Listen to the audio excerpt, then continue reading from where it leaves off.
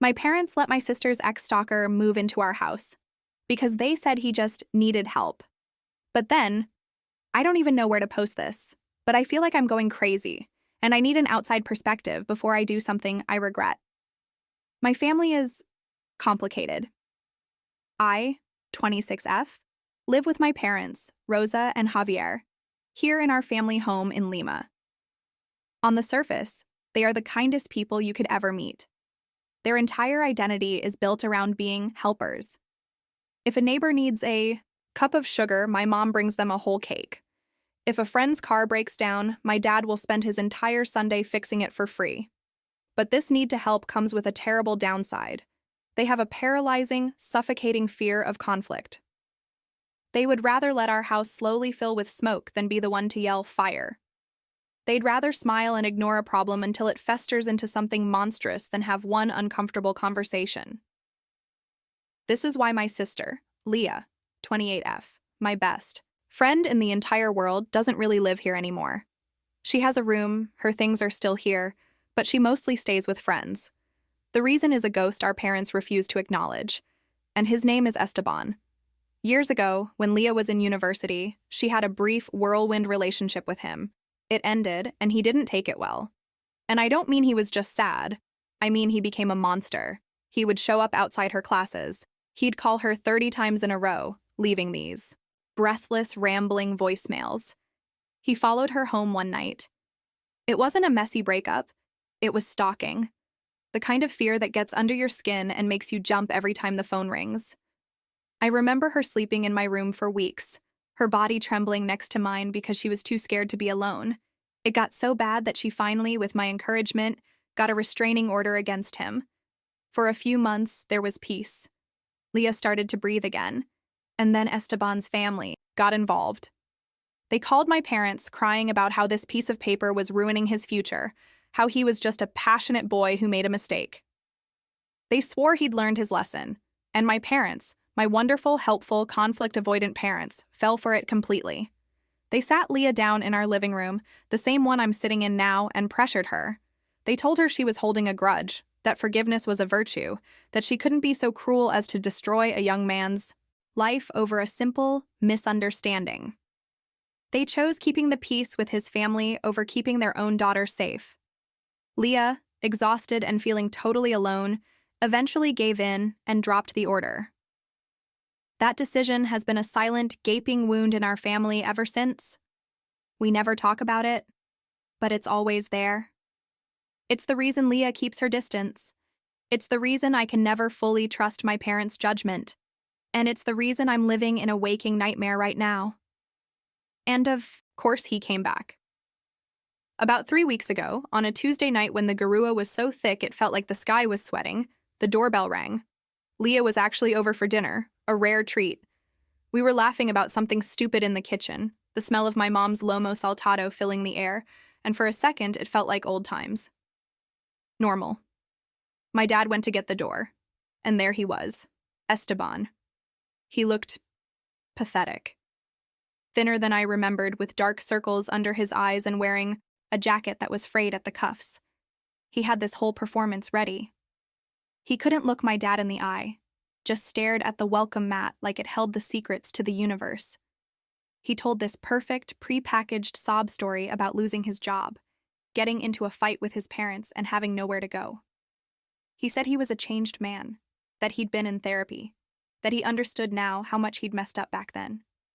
He kept repeating, "I just need a place to crash for a couple of weeks just to get back on my feet. I'll be no trouble, I swear." I saw the shift happen in my parents in real time. It was like watching a switch flip. My mom came to the door, wiping her hands on her apron, and her face just melted with pity. My dad, who had been standing there stiffly, suddenly clapped a hand on Esteban's shoulder. They saw a stray dog, a lost soul. Not the monster who made my sister afraid of the dark. But Leah saw him. From the kitchen doorway, I watched all the color drain from her face. Her smile was gone, replaced by this mask of pure, cold terror. She took a step forward, her voice barely a whisper. "No." My parents turned, startled, like they'd forgotten she was even there. Leah, mija, my mom started. No, she said again, louder this time, her hands clenched into fists at her sides. Absolutely not. Mama, Papa, are you serious? Do you not remember? Her voice started to shake, and I felt this horrible, familiar ache in my chest. Do you not remember the phone calls, the restraining order, me being too scared to walk home from the bus stop alone? You can't let him in this house. It was raw. It was desperate. She was pleading with them, her eyes begging them to just see the man standing on our doorstep for who he really was. And my parents did what they always do. They chose peace over protection. Leah, that was years ago, my dad said, his voice taking on that gentle, disappointed tone he uses when he thinks we're being unreasonable. People change. Look at him. He's in trouble. We can't just turn him away. He's not in trouble. He is trouble, she cried, tears welling up in her eyes. This is what he does. He makes you feel sorry for him. My mom walked over and tried to put an arm around her, but Leah flinched away.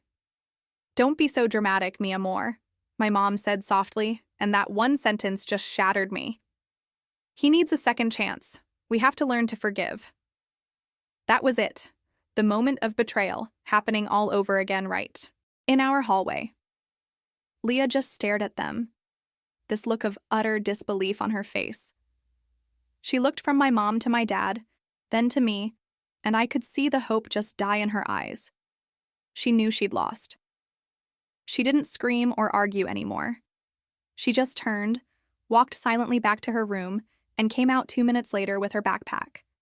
She walked right past all of us, past Esteban, who was still standing there with his head bowed in fake humility, and out the front door into the misty night without another word. The door clicked shut. My parents let him in. And just like that, I was left alone in the house with the ghost. The first few days were a special kind of hell. A nightmare of forced smiles and polite little good mornings. Esteban was playing the part of the perfect, grateful houseguest, and he was disgustingly good at it. He'd wake up early and buy fresh bread from the panaderia down the street. He'd wash the dishes without anyone asking, scrubbing the pots with a focused intensity that made my skin crawl.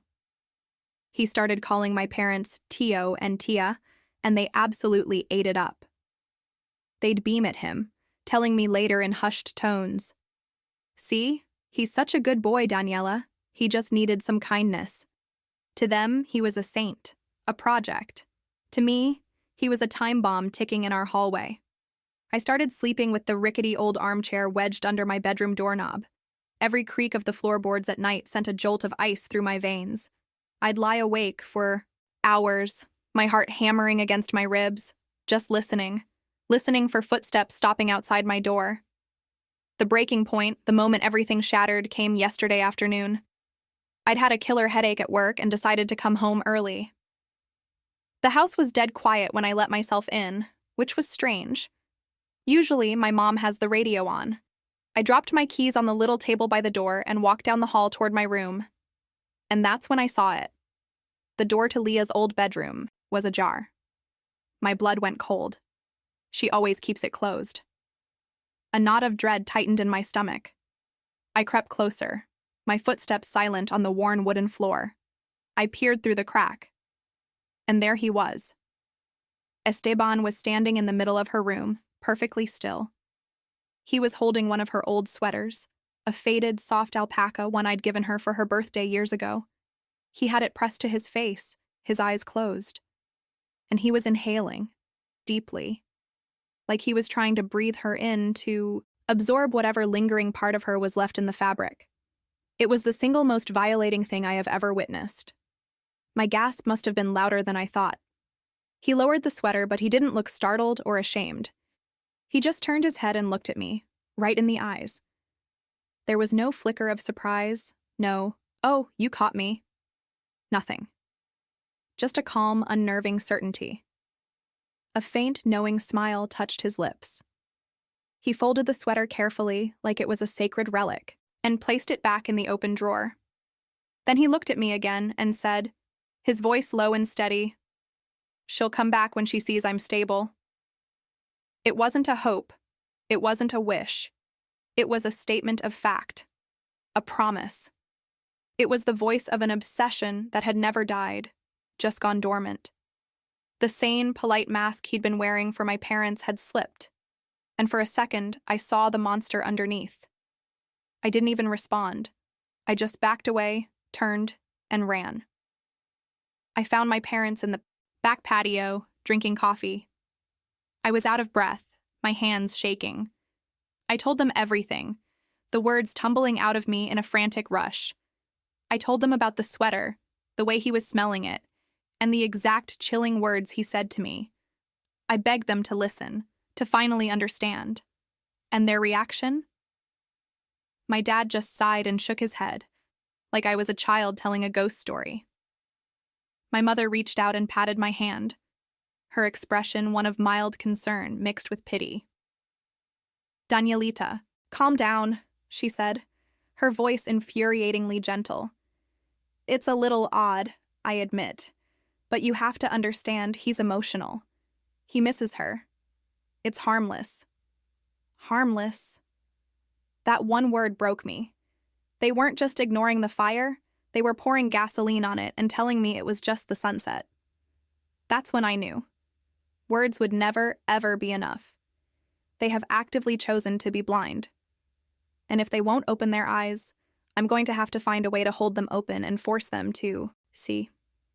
I just stood there on the patio, looking at them. The shaking in my hands stopped. The frantic hammering in my chest slowed to a heavy, rhythmic thud. It was like the sound of the world just faded away. The chirping of the birds in the garden, the distant hum of traffic, even the gentle clink of my mother's spoon against her coffee cup, it all went silent. In that quiet, something inside me broke and then reformed into something harder, sharper. My fear didn't disappear. It curdled. It turned from a hot, panicked thing into a cold, heavy weight in my gut. A block of ice. If my parents weren't going to be the adults in the house, then I would have to be. If they refused to protect their daughter, then I would. I didn't say another word. I just turned and walked back inside, leaving them with their coffee and their willful blindness. I went to my room, shut the door, and locked it. I wedged the armchair back under the doorknob, but this time it felt different. It wasn't just a flimsy shield against a monster anymore. It was the wall of a war room. My priority was no longer to convince them, or to keep the peace, or to just survive this. My priority was to burn their comfortable little world to the ground so they could finally see what was hiding in the ashes. I sat on my bed. The image of Esteban holding Leah's sweater burned into my brain. The look on his face. The calm, possessive way he spoke her name. My parents saw a sad, emotional boy. I saw a predator who was just biding his time. And I realized I couldn't rely on their judgment, their feelings, or their pathetic need to be seen as good people. I needed proof. Cold, hard, undeniable proof that they couldn't dismiss as me being dramatic or him being harmless. I had to build a case against him, right here in their own house. I wasn't just going to tell them he was a threat. I was going to make them watch it with their own two eyes. My plan started to form, piece by painful piece. First, I needed to establish a pattern. To show them that this wasn't a new development, but a nightmare on repeat. I waited until I heard Esteban leave with my dad to run some errands. My heart was pounding as I slipped out of my room and went straight to Leah's. The room smelled faintly of his cologne, a sickeningly sweet scent that made me want to gag. I went to her closet and dragged a chair over, climbing up to the top shelf. Tucked behind a stack of old university textbooks was a dusty shoebox. Leah's box of bad memories. My hands trembled as I took it down and opened it. Inside was all the ammunition I needed. The first thing I saw was the original restraining order paperwork, folded neatly. Holding the crisp official documents felt electric. Reading the cold, legal language, cease and desist all contact. Remain 500 feet away from her person, residence, and place of employment, made the old terror feel fresh and raw. This was real. A judge had looked at the evidence and agreed that this man was a danger. How could my parents forget that?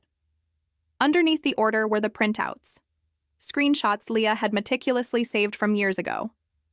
I spread them out on her bed, a gallery of obsession. Dozens of them.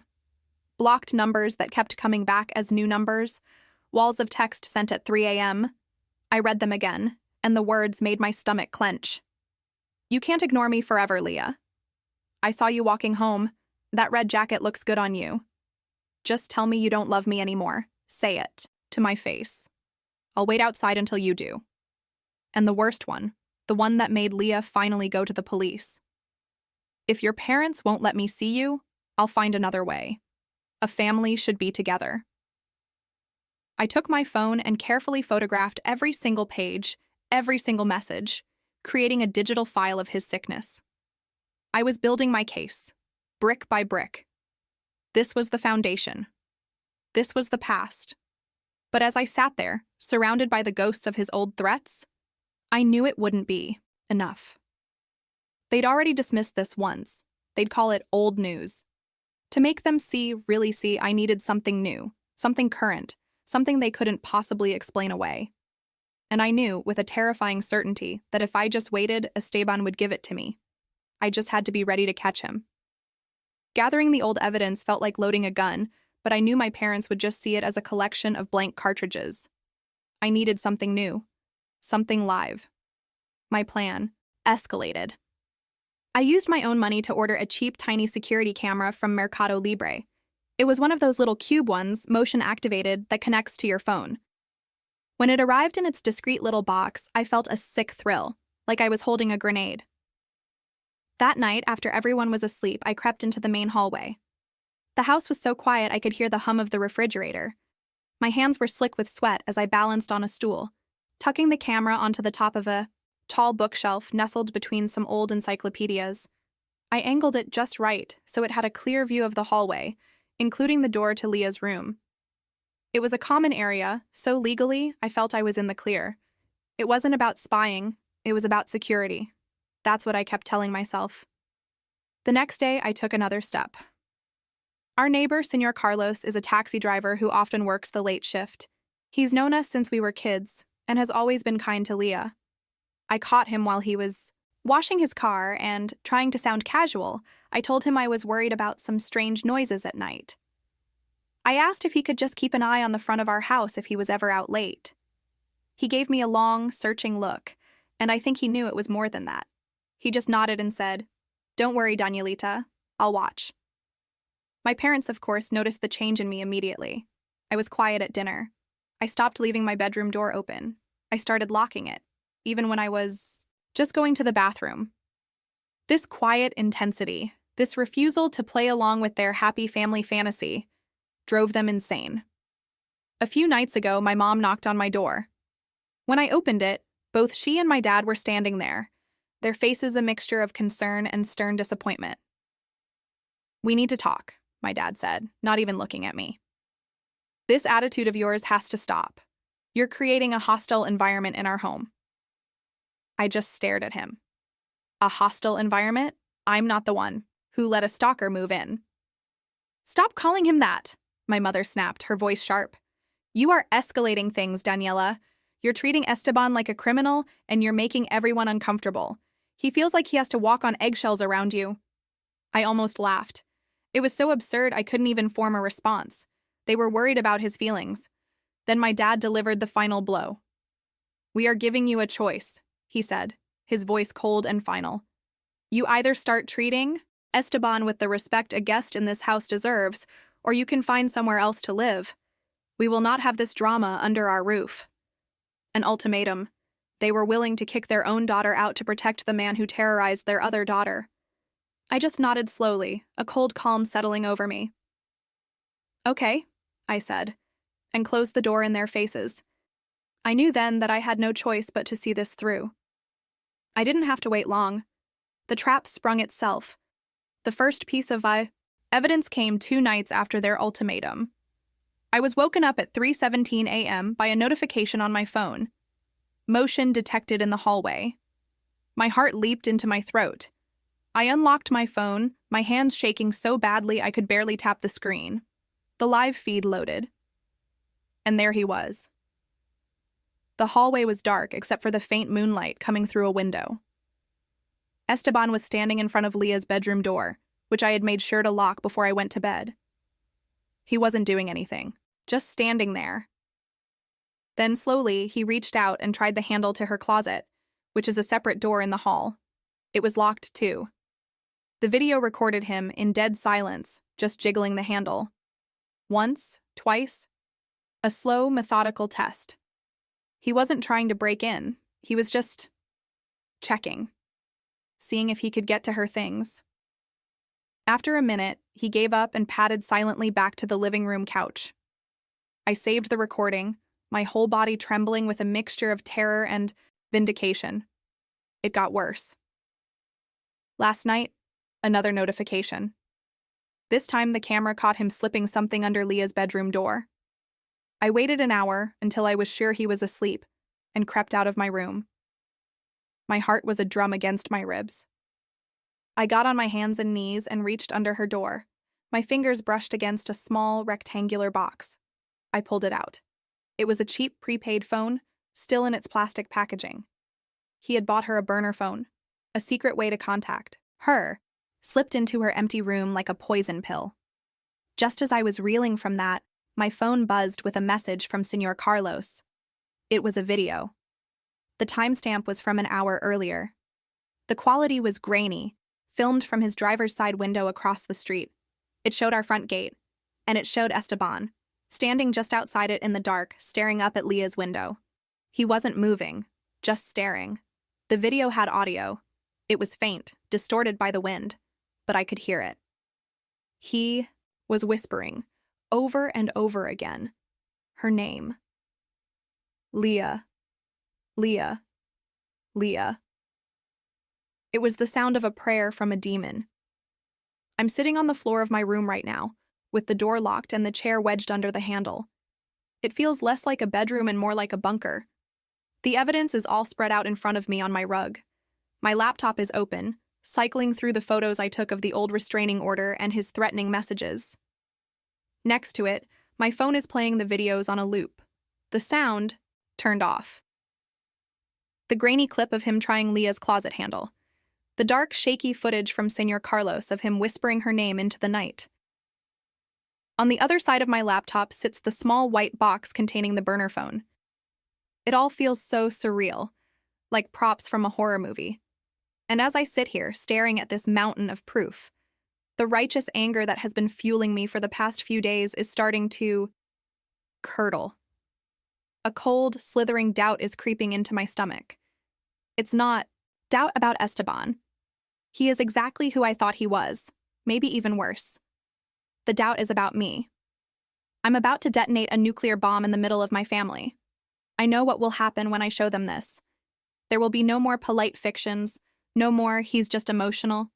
There will be screaming, there will be shock, and the quiet, fragile peace my parents worship will be vaporized. And a dark little voice in the back of my head is whispering, "Is that what you really want? Am I doing this purely to protect Leah? Or is there a part of me, a vengeful, hurt part, that wants to see the look on my parents' faces when they realize how catastrophically wrong they were? Am I trying to save my sister? Or am I trying to punish them for choosing a monster over her twice?" The thought makes me feel sick. I'm setting up this elaborate trap, complete with secret cameras and neighbor spies. I'm orchestrating this whole dramatic, confrontational reveal like something out of a telenovela. Am I becoming manipulative too? Using his sickness as a weapon against them? For a second, I wonder if there's another way. A less destructive path. My dad's words echo in my head. Find somewhere else to live.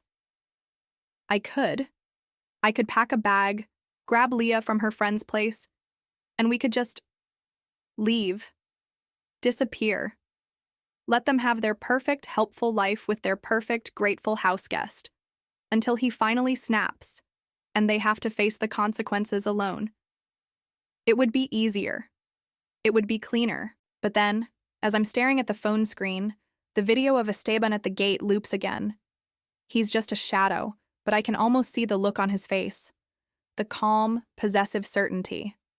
I remember him in Leah's room, smelling her sweater. I remember his words, "She'll come back." And then another image floods my mind, more powerful than any of the evidence in front of me. It's the look on Leah's face in the hallway 3 weeks ago. The flicker of hope in her eyes when she first pleaded with them, instantly extinguished by my mother's gentle, dismissive words. It wasn't just fear on her face when she walked out that door. It was the devastating look of a child who has realized, for the second time, that her parents will not protect her. My parents' willful blindness put us here. They built this house of denial, and I'm not the one who planted the bomb in it. I'm just the one who's finally going to turn on the lights so everyone can see it ticking. My resolve hardens, clicking back into place like a dislocated bone. The shaking in my hands stops. This isn't about my anger anymore. This isn't about revenge or punishing them or being right. They can live with their shame however they want after this is over. This is about Leah's life. They left me no other way. I have to do this. There is no point of return. I didn't wait. I couldn't. I walked out of my room, phone in hand, and found my parents in the living room, watching some game show. Esteban was sitting with them, laughing at a joke on the TV. The sight of him, so comfortable on our sofa, made my blood run cold. I walked to the television and turned it off. 3 heads turned to look at me. My dad started to open his mouth to scold me, but I held up a hand. "Sit," I said. My voice was low and steady, a tone I didn't even recognize as my own. "Both of you. I need you to see something." For once, they didn't argue. Maybe they saw something in my face. I connected my phone to the television. No speeches, no accusations. The first clip started playing on the big screen. The dark, silent hallway. Esteban, a ghostly figure in the moonlight, trying the handle of Leah's closet. My mother made a small, confused sound. My dad leaned forward, squinting. "What is this?" he murmured. I didn't answer. I just played the next one. The shaky video from Señor Carlos's car, our front gate. Esteban, standing there, staring up at the house. And then, the audio kicked in, his faint, breathy whisper of Leah's name. Over and over. I watched my mother's face. The color drained from it, leaving her skin looking like wax. She put a hand over her mouth. My dad just stared, his jaw slack. Esteban, from the couch, was frozen. While they were still reeling, I pulled out my phone and called Leah. I put her on speaker. "Leah," I said, my voice clear and loud in the silent room. "Can you please read the last message he sent you? The one from last month?" Her voice, tinny and trembling through the speaker, filled the room. "If your parents won't bring you home, I will." He sent it from a number I didn't recognize. The silence that followed was absolute. It was thick and heavy, pressing in on all of us. Then I walked to the coffee table. I took the small white box out of my pocket and placed it squarely in the middle, right next to my mom's reading glasses. I looked directly at Esteban. His eyes were wide, a cornered animal. I held up my other phone, the one Leah had been speaking through, and dialed the number, from the burner phone's packaging. Across the room, a muffled buzzing started. It was coming from the pocket of the jacket Esteban had slung over the arm of the sofa. His own phone, sitting on the end table, lit up. The screen read, "Daniela. Checkmate." The sound of the vibration seemed to shatter the silence. My mother let out a sound, not a scream, but a choked, horrified sob. My father stood up so fast his chair scraped against the floor. He didn't look at me. He didn't look at Esteban. He just looked at the wall, at a spot just above the TV, as if the full weight of his failure was being projected there for him to see. They didn't get angry. They just broke.